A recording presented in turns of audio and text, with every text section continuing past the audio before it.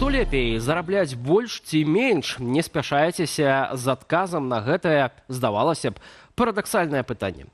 Паводле ўладаў, якія хваляцца чарговымі статыстычнымі звесткамі пра рост даходаў беларусаў, шмат якія праблемы айчыннай эканомікі выкліканыя якраз-такі ростам нашага з вамі дабрабыту. Як гэта магчыма, высвятляў Валера Руселек. Дабрабыт расце, ды яшчэ як. Апублікаваная статыстыка рэальных даходаў беларусаў. І ўсё б добра, вось толькі сказаўшы А, улады чамусьці не спяшаюцца сказаць Б.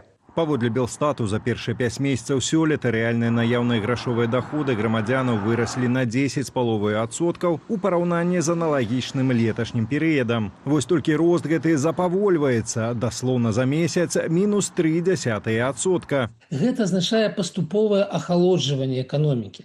І мы гэта паступовае ахалоджванне бачым і ў росце ВУП, бачым і ў росце даходаў, бачым у падзенні, напрыклад, нашага экспарта, ён скарачаецца, не расце. І мы бачым самае галоўнае для Беларусі гэтае ж ахалоджванне ў Расіі. І гэта чаканая з'ява, дадае эканамістка Настасья Лузгіна. Па-першае, інфляцыя таксама паскараецца, а таму і з'ядае рэальныя даходы ўсё больш. Хай нават колькасць нулёў у гаманцы застаецца ранейшая. Ну і па-другое, каб рэальныя даходы сапраўды раслі надалей, іх трэба рэальна зарабляць. Доходы растут намного более активно, чем идет рост производительности труда. Это означает то, что на предприятия увеличиваются у них издержки за счет этого опережающего роста зарплат. И, безусловно, так бесконечно они в тех же темпах повышать ее не могут, потому что они могут просто в результате выйти в хронический минус. Да таго ж толькі за першыя 4 месяцы гэтага года спажывецкі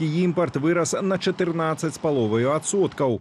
Чым большыя даходы, тым больш беларусы купляюць якаснейшыя імпартныя тавары. Адпаведна, айчыннае гандлёвае сальда прасядае. Адначасова большыя заробкі цягнуць і большыя цэны. Атрымліваецца замкнёнае кола. Будзеш зарабляць больш, будзеш жыць горш. А хочаш жыць лепш, зарабляй менш. Ну і як разарваць гэтае парадаксальнае кола? Каб разарваць гэты парадокс, трэба займацца не напіхіваннем бескаштоўных грошай, якія вядуць да інфляцыі, а трэба займацца вытворчасцю. Трэба, каб у нас прадукцыйнасць працы на кожным прадпрыемстве расла хутчэй за заробкі. І для гэтага, дадае эканаміст, ёсць вядомыя ва ўсім свеце рашэнні: аўтаматызацыя, сучасныя тэхналогіі і сучасныя схемы пабудовы бізнес-працэсаў. Аднак на гэта грошай у беларускім бюджэце няма. Валер Руселек, Белсат. У арсенале злачынцаў з'яўляюцца новыя спосабы выманіваць грошы з рахункаў даверлівых асобаў. Ад званкоў з мэтай анкетавання да так званых лістоў шчасця за перавышэнне хуткасці і запісаў на падачу дакументаў на візу. Пра чарговыя прыдумкі махляроў Ірына Драфічук. Больш за 68 тысяч рублёў на рахункі аферыстам. 62-гадовая жыхарка Віцебску сталася ахвяраю тэлефонных махляроў. У новай схеме выцягвання грошай ілжэменеджер сотавага аператара звязаўся з ахвяраю праз Viber і паведаміў, што нумар нібыта заблакавалі праз незаконнае выкарыстанне. Звонок мгновенно переключили на лжеследователя, который запугал женщину. Якобы ее данные использовали в преступлениях, грозил обыском и последствиями. Лжеследователь выведал персональные данные и размер сбережений, утверждая, что для доказательства непричастности нужно срочно сотрудничать и задекларировать все деньги. У чэрвені такі выпадак адбыўся ў сталіцы. Тады 73-гадовы Мянчук праз кур'ера перадаў махлярам, якія назваліся працаўнікамі Белтэлекаму і следчага камітэту, $400 000. В первую очередь подвержены лица пенсионного возраста, ввиду их того, что их доверчивости, их необразованности, их того, что они, как правило, отстают от прогресса. А преступники, они прогрессивные, они знают, куда можно бить по потерпевшему.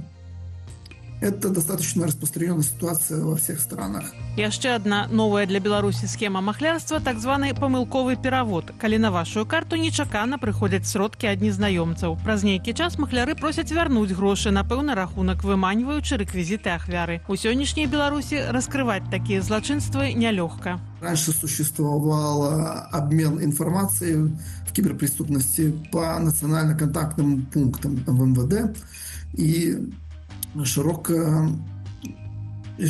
а также по линии Интерпола. Но так как Беларусь часто использует с 2020 года, в основном очень часто, этот инструмент в политических репрессиях, белорусские запыты остаются без разглядання. Каб не трапіць у пастку махляроў, падазроныя размовы трэба спыняць і адразу ж звярнуцца ў банк, міліцыю або да аператара сотавай сувязі ў залежнасці ад таго, кім назваліся злачынцы. Званіць у гэтыя установы трэба на спраўджаныя нумары, а не тыя, што даюць махляры. Ірына Дарафейчук, Белсат.